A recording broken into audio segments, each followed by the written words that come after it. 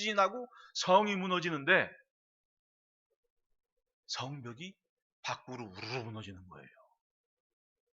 기적이죠. 이게 그냥 전쟁이었으면 성벽이 어떻게 무너집니까? 대부분 안쪽으로 무너져요. 왜?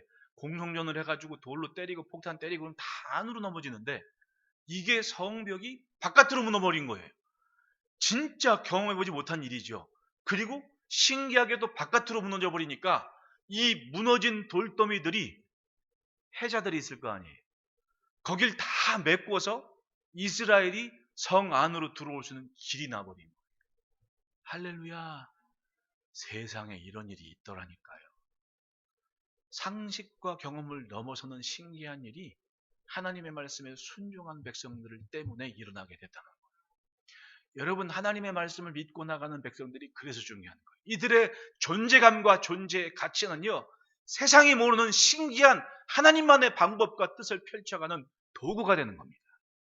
오늘 본문 6절에 모압의 점술과 발람이 이스라엘을 보고 이렇게 얘기를 해요. 6절 다 같이 한번 읽어봅시다. 시작. 그 벌어짐이 골짜기 같고 그 강가의 동산 같으며 여호와께서 심으신 침향목들 같고 물가의 백향목들 같도다. 할렐루야. 그 벌어짐이 골짜기 같다라는 얘기는 즉 발람이 그 모압 평야에 있는 이스라엘 백성들을 보니까 어마어마하게 넓은 땅을 차지하고 있는 겁니다. 이 골짜기라는 것은 여러분 우리나라의 풍토상 지형상 골짜기는 북한산 계곡 같은 골짜기 V자 협곡을 얘기하잖아요. 근데 이 팔레스틴 지역의 골짜기는 그 V자 협곡을 얘기하는 게 아닙니다. 산등성이와 산등성이 사이에 있는 넓은 평야를 골짜기라고 얘기를 해요. 그 성경의 엘라 골짜기 같은 골짜기는 다윗이 골리앗을 무찌는 블레셋과 이스라엘군이 전쟁을 치르는 그 첫 번째 전쟁의 골짜기 아닙니까? 근데 그 골짜기는 북쪽 산과 남쪽 산줄기의 간격이 5km에서 10km 넘어요. 그러니까 그 모든 평야를 골짜기라고 얘기해요. 그 골짜기는 농사를 지을 수 있는 땅을 얘기하는 겁니다. 그러니까 발람이 볼 때 이 벌어진 광야에 있는 이스라엘의 모임이 골짜기 같다는 얘기는 그들의 미래와 지금의 삶은 하나님께서 농사짓는 땅과 같은 기가 막힌 골짜기라는 거예요. 그런 축복을 이방인 점술가의 입을 통해 지금 듣게 됐다는 얘기예요. 게다가 여호와께서 심으신 침향목이라는 얘기입니다. 이 침향목이 지금 우리 보통 알고 있는 침향목인지는 모르지만 제가 베트남 가서 처음 그 침향목을 봤거든요. 아주 우리로 얘기하면 고동색 짙은 고동색 거의 검다 싶을 만큼 검정색 나무가 있는데 안도 것도 다 그렇게 까만 거예요. 근데 그 향이 얼마나 기가 막힌지 사람 치료하는 냄새, 유향과 같은 냄새를 낸다고 그러잖아요. 그 중국 같은 데는 이 침향목을 왕들이 사용하는 고급 목재라고 얘기를 합니다. 근데 그거를 지금 여기서 얘기하고 있는 거예요. 그러니까 이 시대도 아마도 유통, 무역하는 상단들을 통해서 충분히 경험할 수 있는 나무가 아니었겠나라는 생각을 해요. 게다가 이 백향목은 레바논 산지에서 나는 나무입니다.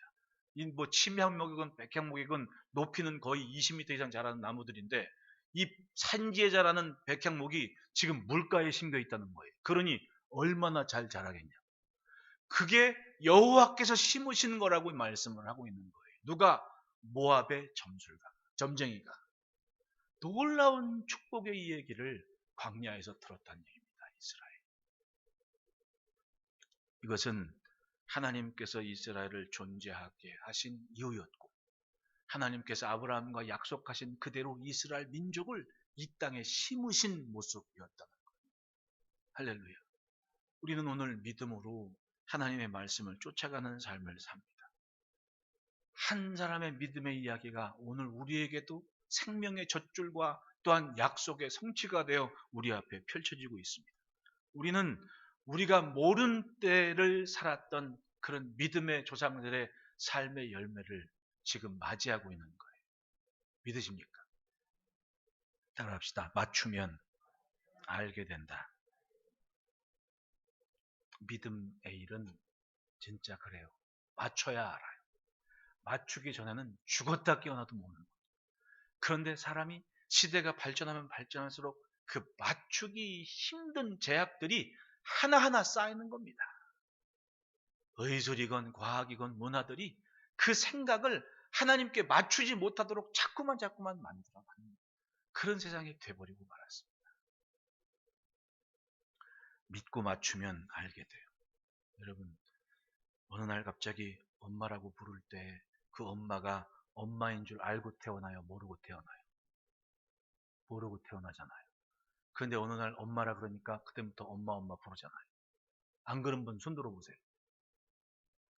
다 내 엄마가 누군지 알고 태어난 사람은 아무도 없습니다. 태어나 보니까 엄마야.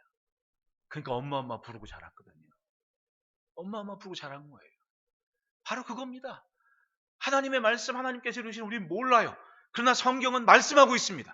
그 말씀을 믿는 순간부터 하나님은 내 아버지가 되어주셨고, 그리고 나는 그 믿음으로 오늘까지 살아내고 있는 거예요. 그걸 잘 모르니까 혼돈 가운데 이 정체성을 흔들리는 질문은 얘기를 어릴 적에 들으면 막 대답할 수도 없고 모르겠으니까 물어버리는 거 아니에요. 네? 야, 잘할 때 어린애들한테 그런 농담, 그러니까 앞으로는 하지 마십시오. 야, 너 다리 밑에서 주워 왔대. 우리 어릴 땐 충격을 받아가지고 뭐라고 그러지? 엄마는 맞는데 그게 답할 수가 없으니까 왕 하고 울어버리는 거예요. 근데 요즘 애들은 영악해가지고 잘 안 울더라고. 네? 우리 교회 집사님 한 분은 지금 벌써 집사님이 됐는데 이 양반은 누가 야, 너 다리 밑에서 주워 왔다니까 이 양반은 영악해가지고 막 웃더래. 아이, 신난다고. 뭐가 그렇게 신나냐고. 엄마가 둘이라고. 이성수 집사가 그랬대, 어릴 적에. 엄마가 둘이라고 좋다고. 옛날하고는 참 차원이 다른 얘기. 애들 생각이 그만큼 또 많아졌다는 얘기 아니에요. 광야의 이스라엘의 하루하루는 의미 없는 시간이 아니었습니다. 지나고 보면 항상 필요한 때 필요한 시기에 적절한 시기에, 그러니까 우리는 믿음을 가졌어도 지난 다음에 알게 되는 게 많아요. 그 뒤통수에 달린 시력은 2.0이라는 이유가 바로 그 이유예요. 지나고 보니까 잘 보여. 알겠어. 근데 정작 내 앞에 있는 잘 모르겠거든. 그게 우리가 사는 모습이에요. 여러분, 항상 오늘 우리의 시간이 하나님께서 만들어 주신 시간인 줄 믿고 삽시다. 나의 오늘은 하나님께서 이 땅에 심으신 침향목과 백향목 같은 가치 있는 존재감을 가지고 산다는 믿음으로 사시기를 축원합니다. 그들의 미래를 보십시오. 따라합시다. 정하신 뜻은 거스를 수 없다. 하나님께서 정하신 그런 역사가 이루어지고 있습니다. 아브라함과 약속하신 대로, 예? 아브라함이 애굽에 잠깐 가뭄이 들어가지고 잠깐 내려갔다 온 다음 하나님께서 기가 막힌 말씀을 하잖아요. 내 후손들이 애굽에서 400년 동안 종살이를 할 건데 그 이유는 아직 가나안 땅의 죄악에 관영하지 않았기 때문이다. 때가 되면 그들이 애굽에서 나와서 너와 약속한 이 땅에 이르를 것이다. 자, 이미 수백 년 전 아브라함과 하나님께서 약속하셨고, 그 아브라함이 없었던 시간에 살아나는 사람들은 그 얘기를 잘 몰랐어. 구전되는 할아버지, 할머니, 아버지를 통해 듣긴 했지만 그게 지금 내일이라고는 생각할 수는 없었어요. 그렇기 때문에 그 우여곡절 끝에 살아내는 오늘 불평하고 원망할 수밖에 없었죠. 왜? 그때를 안 살아봤기 때문에. 그런데 하나님은 말씀하시고 약속하신 계획대로 하나하나 그 일을 이루어가고 있었다는 얘기 아닙니까? 모압 왕 발락은 아모리 족속이 멸망하는 것을 봤어요. 요단 동편에 있는 아모리, 암몬, 모압 불안했거든요. 근데 성경을 보면 차근차근 요단 동편 얘기했죠. 요단 주변은 항상 비옥한 땅이었다. 동쪽이건 서쪽이건 푸르름과 비옥한 땅이다. 왜? 낮고 겸손했다. 지형 자체가. 그런데 이 아모리 족속, 가나안 족속은 이제 이스라엘이 들어갈 시점은 창세기에 이르는 말씀 따르면 죄악에 관영한 때 어떻게 살았는지 하여튼 엉망으로 살았고 이젠 때가 다 된 거예요. 여러분, 세상은 다 때가 있어요. 작년인가 2020년쯤에 유발 하라리가 쓴 그 사피엔스라는 책을 보면 그 사람이 논평하고 우리나라 와서 인터뷰하고 뭐 이 세미나하고 그럴 때 그런 얘기를 했어요. 자기 생각에는 인류의 끝은 한 300년 되지 않을까라고 얘기를 해요.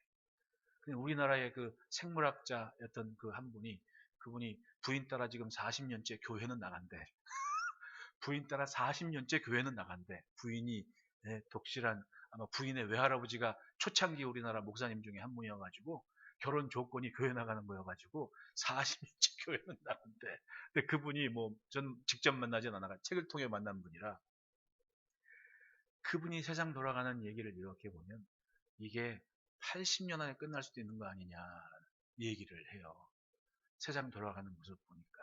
왜냐하면 사실은 이 모든 세상에 돌아가는 일들이 다 하나님의 창조의 질서 안에 맞물려 돌아가는 건데, 하나가 없어지면 결국은 불안하게 뭔가 하나가 깨지는 거 아니냐. 제가 그 사무엘 헌팅턴의 문명의 충돌이라는 책의 마지막 챕터의 결론에도 그런 얘기를 해요.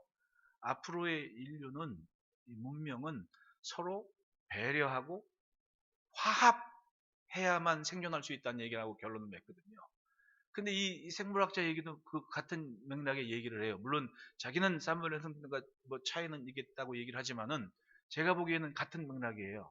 결국은 이 창조의 질서 안에는 모든 게 톱니바퀴처럼 잘 맞물려 돌아가면 이게 지금 좋은데, 이게 하나씩 빠지기 시작했거든요. 뭐 기후 문제 때문에 그러지만 우리 지금 이 팬데믹, 이 코로나 바이러스 문제 때문에 얼마나 지금 3년째 지금 뭐 우리 지금 교회도 못 오고 지금 격리 중인 분들 그렇게 많잖아요. 예?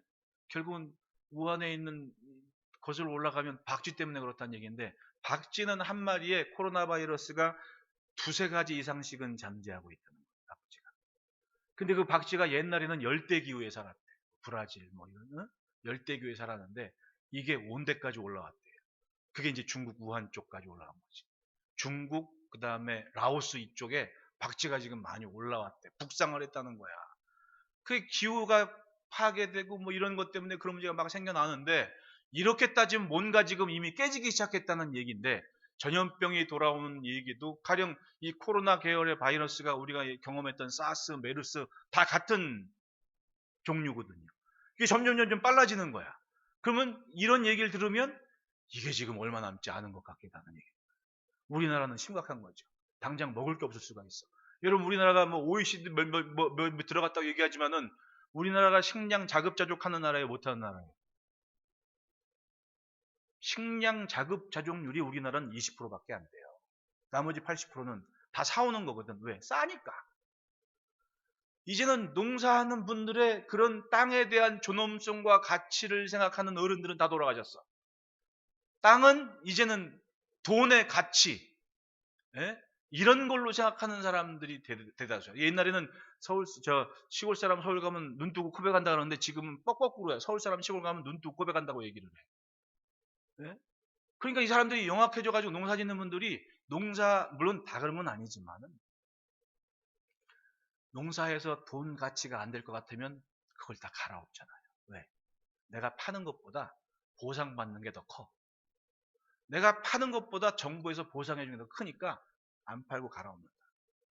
이제는 땅에 대한 존엄성이나 생산에 대한 그런 축복에 대한 생각으로 접근하는 농사 하신 어른들이 그렇게 많지 않은 때가 돼요. 그러다 보니 우리나라는 식량 자급자족을 못해. 사와야만 먹고 사는 나라가 됐어요. 상황 좋을 때는 괜찮겠죠. 뭐 3년 빚중이 있으니까.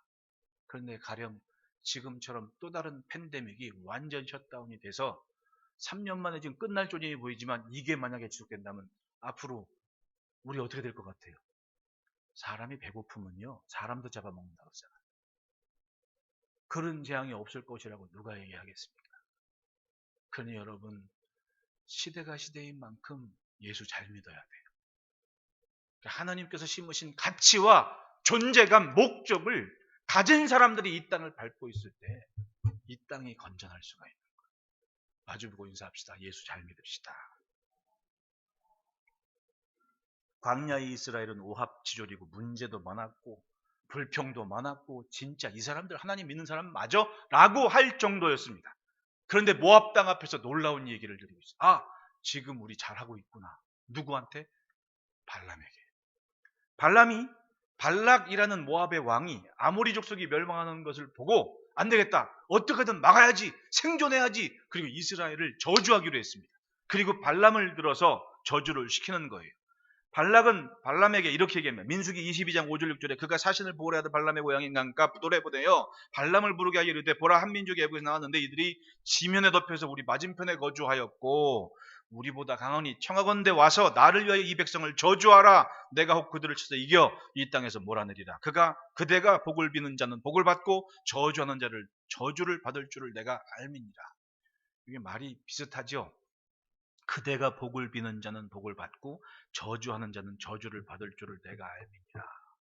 이게 어디서 들은 얘기예요? 하나님께서 아브라함에게 하셨던 얘기 아닙니까? 너를 축복하는 자를 내가 복되게 하고 너를 저주하는 자를 내가 저주하겠다. 근데 사탄은 하나님의 말씀을 왜곡하고 비스무리하게 돌아가죠. 세상이 그렇게 돌아가는 거예요. 1절을 보면 이 발람이 기가 막히게 내가 이제는 점수를 하지 않고 그리고 광야를 봤는데 거기서 하나님께서 하게 하시는 말씀을 하고 있다라는 이 뉘앙스를 한번 보십시오.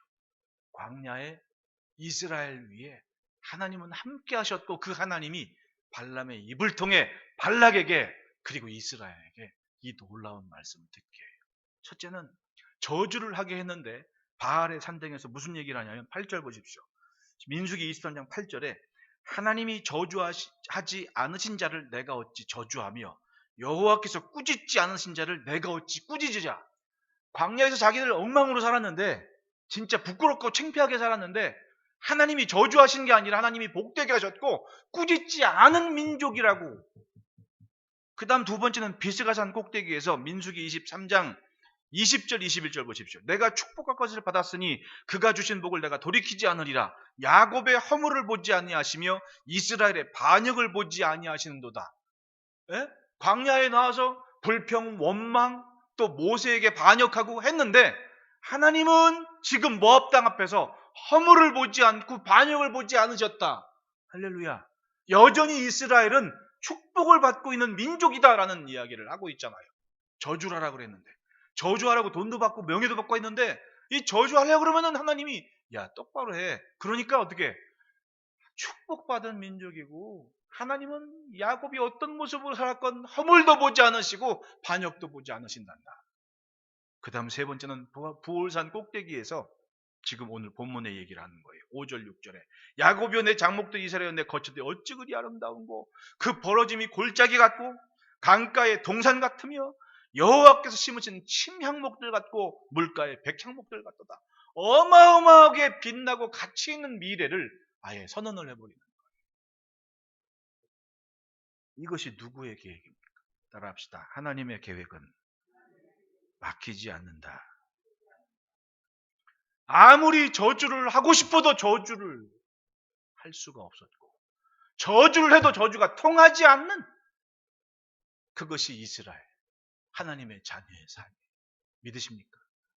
그러니까 무당이 뭐라 그러건 뭐 어쩌 겁먹을 필요 없습니다. 왜? 나는 하나님께서 주관하시는 하나님이 내 아버지이신데 누가 뭐라 그럴 거예요. 그러니까 진짜 영험한 무당들은요. 주변에 크리스찬이 있으면 점괘를 못 봐요. 그러니까 가짜인지 진짜인지 아는 것은 주변에 있어 보면 알아요. 심지어는 그 사람 없이 가도 친구 중에 예수 믿는 사람 있냐 이거 물어보는 점쟁이가 있어요. 아주 용한 점쟁이야. 그렇다고 만날 생각은 하지 말고. 어? 왜냐하면 통하지를 않거든. 뭐가 있으면 아버지가 하나님인 사람 옆에는 통하지를 않는 거예요. 발람은 그걸 경험하고 있는 거예요. 언제든 하나님의 부르심에 응답한 순간 하나님께서 이루어 가실 일은 우리가 생각하는 것보다 훨씬 더 의미 있고 가치 있는 것이 될 줄 믿으시기를 바랍니다. 그러니까 오늘 내 존재감과 내 가치는 딱 하나님의 계획만큼이에요. 에베소서 3장 20절에 우리 가운데 역사하신 능력대로 우리에게 구하거나 생각하는 모든 것에 넘치도록 능히 하실 분이 하나님이시라고 사도 바울께서는 말씀을 해요. 내가 생각하는 것, 내가 구하는 것보다 훨씬 더 넘치도록 능히 하실 분이 내 아버지 하나님이시라. 그러니까 여러분, 하나님께서 정하시는 뜻, 하나님께서 세워 가시는 그 일을 늘 하나님 앞에 아뢰고 기대하시기를 축원합니다. 둘째로 따라합시다. 시기 받는 만큼 잘 될 것이다. 예, 시기 받는 것만큼 흥왕하게 되는 것이 이스라엘 민족입니다. 본문 5절 6절 말씀처럼 야곱의 내 장목들이 이스라엘 내 거치되 어찌 그리 아름다운고 그 벌어짐이 골짜기 같고 강가의 동산 같으며 어깨심이 치며 모두가 물가의 배경들 같도다. 7절 그 물통에서는 물이 넘치겠고 그 씨는 많은 물가에 있으리다. 그의 왕이 아각보다 높으리니 그의 나라가 흥왕하리로다. 출애굽한 이후에 가나안 목전에서 이스라엘은 이방인의 입을 통해 하나님의 축복을 들었습니다. 9절 말씀 보십시오. 꿇어앉고 누움이 수사자와 같고 암사자와도 같은 일으킬 자 누구이랴. 너를 축복하는 자마다 복을 받을 것이요 너를 저주하는 자마다 저주를 받을지로다. 누가 한 얘기예요? 하나님께서 아브라함에게 하신 그 말씀을 이스라엘 민족이 수백 년 후에 다시금 듣고 있습니다. 예언과 약속의 성취가 이스라엘의 오늘이었다. 그러니 여러분 오늘 예수 잘 믿고 하나님 앞에 사시기를 바라요. 내가 오늘 기도한 거 내 자녀가 누리고 내 손주가 누리고 내 증손이 누릴 수 있는 기가 막힌 은혜의 비법이 내 기도에 있다는 거예요. 기억하십시오. 기도는 저 앞에 있는 나를 만나는 거예요. 내가 기도한 것을 어느 날 만나게 될 겁니다. 기도는 하나도 땅에 떨어지지 않고 하나님께서 아시는 거예요. 그러니 여러분 어수선할 때일수록 더 기도하시기를 바랍니다.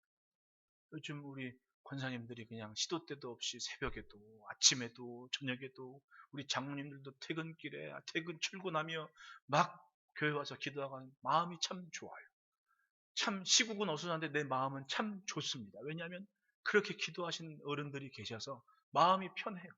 교회도 평안하고 얼마나 좋습니까? 기도는 항상 내가 만나는 거예요. 우리 엄마들도 기도하고 자녀를 그렇게 뜨거운 사랑으로 품기를 바라요. 내가 아까 서론에 얘기했던 그 교수님 얘기가, 교수님이 거의 70 다 되신 분인데 그런 얘기를 하더라고. 자기 집안이, 자기가 서울대 입시 볼 때 자기 엄마가 들어갈 때 그러더래. 야, 시험 보기 전에 관세음보살 3번 꼭 하고 시험을 봐라. 그 시험을 딱 했는데 관세음보살 3번 하고 시험 봤대. 합격했을까 불합격했을까? 합격했대요. 그 다음에 이 양반이 불교 서적을 탐독을 했대. 불자와 같이. 그리고 서울대 졸업하고는 미국 하버드에 유학을 간 거예요. 하버드에 딱 가는데 거기서 지금의 부인을 만난 겁니다. 근데 그 부인하고 교제해서 결혼을 하기로 딱 마음 먹었는데 그 부인 이 친정집에서 조건이 자네 예수 믿어야 되네. 교회를 나와야 되네. 그러니까 이 사람이 그 부인 따라 교회 다닌 지 40년째래. 근데 이제 집에 와가지고 귀국해서 자기 어머니한테 엄마한테 그랬대요. 엄마 저 아내 될 사람이라고. 근데 제가 이 아내 될 사람 때문에 교회를 가야 된다고. 그러니까 이 엄마는 서울대들이 보낼 때 자식 관세음보살하라고 들여보낸 다음에 자기는 그대로 절에 가가지고 기도를 하고 있었거든. 자식 붙게 해달라고 절에 가서 기도를 하고 있었던 거야. 그러니까 불자지 천상. 근데 아들 얘기를 듣고 이 엄마가 아무 말하고 가만히 있더라는 거야. 그리고 몇 달 후에 성경책을 들고 교회를 가시더라는 거야. 그리고 자기 문중 어른들한테 이제 장가를 보내야 되니까 문중 어른들이 막 가수고 뭐 이런 어른들이 막 이제 결혼식장 와야 되니까 막 말이 있을 거 아니에요. 에? 야, 어떻게 그럴 수가 있냐 막 말이 많은데 이 엄마가 단 한마디로 평정을 했대. 내가 기독교 신자요. 절에 가서 기도한 양반이 내가 기독교 신자요. 딱 그러니까 아주 집안이 조용해지더래. 그리고 나서 결혼식장에 가수고 뭐 이렇게 집안 문중 어른들이 예식장 들어오는데 주보 들고 들어오더래. 하나님이 하시는 일이 참 신기하죠. 난 그 엄마가 대단한 것 같아. 엄마가. 그러니까 이 엄마들이 예수를 잘 믿으면 어쨌든 자녀는 잘 되게 되는 거예요. 엄마의 결단이 아버지들 섭섭해하지 마시기를 바래. 아버지는 원래 잘하니까 내가 얘기 안 해. 엄마의 결단이 자식들의 미래와 관련되어 있다면 얼마나 중요한 결단이에요. 응? 잠깐 빗나간 얘기지만 내 느낀 점이 그거예요. 하나님께서 약속하신 신기한 일들은 내가 모르는 시간에 반드시 열매로 나타나게 되는 거예요. 예수 잘 믿고 그리고 이럴 때일수록 기도 열심히 하십시오. 기도가 내 앞에 있는 나를 만나는 시간. 하나님은 신기한 방법으로 하나님의 백성을 인도하셨습니다. 따라합시다. 멈추지만 않으면 난 주의 백성이다. 그렇게 40년 말씀의 단비를 맞으면서 그들은 상식과 경험을 넘어서는 신기한 기적을 맛봤는데 그것이 요단이 멈춰서고 여리고성이 무너지는 기적을 경험한 거예요. 기억하십시오. 세상은 아무리 하나님의 자녀를 시기한다 할지라도 하나님은 그 저주와 시기를 복과 축복의 결실로 바꾸시는 하나님이신 줄 믿으시기를 축원합니다. 그것이 하나님이 심으신 백성들의 미래. 셋째로 따라합시다. 심기운 것은 영원히 남는다. 하나님께서 심으신 것은 영혼을 심으신 겁니다. 우리의 믿음도 영혼을 보는 거예요. 민수기 24장 14절로 24절 말씀 보면 이제 발락과 발람이 서로 삐져가지고 너는 저주하랬더니 축복만 하고 앉았냐 화가 나가지고는 자기 집으로 가려고 그럴 때 발람이 발락에게 예언을 하나 해줍니다. 그 예언 가운데 하나가 17절 말씀이에요. 보십시오.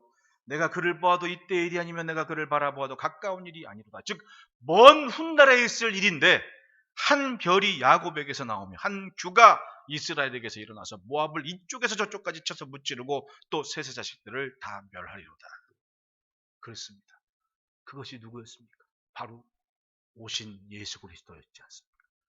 그 예수님이 하나님을 대적하는 모든 것들을 이쪽 끝에서 저쪽 끝까지 다 도말하실 것이고 하나님의 나라와 하나님의 의를 선포하신 기가 막힌 일이 이루어질 것을 이미 바로 이 땅에서 이 시대에서부터 예언을 하고 있었습니다.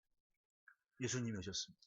십자가를 지시고 온 인류의 죄를 대속하시는 그 일을 보십시오. 영원한 속죄요, 영원한 대속의 역사를 이루셨습니다. 사탄은 그걸 몰랐어요. 예?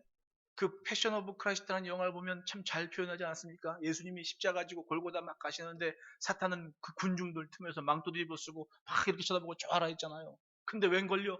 십자가를 딱 지시고 다 이뤘다 하시는 순간 지성소의 휘장은 찢어지고 온 인류의 죄를 대속하시는 하나님의 대선언이 있었습니다. 누구도 생각하지 못했던 기가 막힌 방법으로 하나님은 하나님의 일을 하시는 거예요. 할렐루야. 팬데믹의 고생과 고난이라고 했지만 참 우리는 우리를 돌아보게 하고 세상에 전쟁을 하지만 우리는 우리를 보게 하지 않습니까? 내 나라는 내가 지키는 것. 그러니까 자주국방이 중요한 것이고 식량도 자급자족이 중요한 것이고 내가 나를 지키지 아니면 남이 나를 지켜주지 않아요. 믿음도 마찬가지 아닙니까?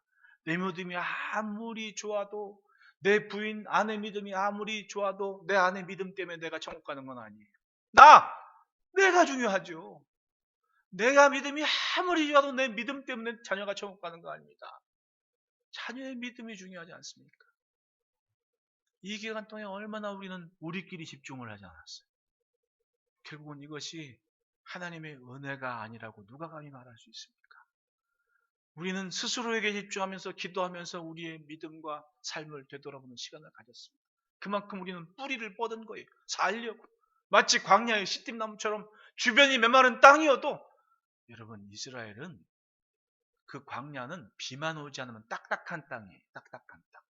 왜 이른 비와 늦은 비가 복이 되는지 아십니까?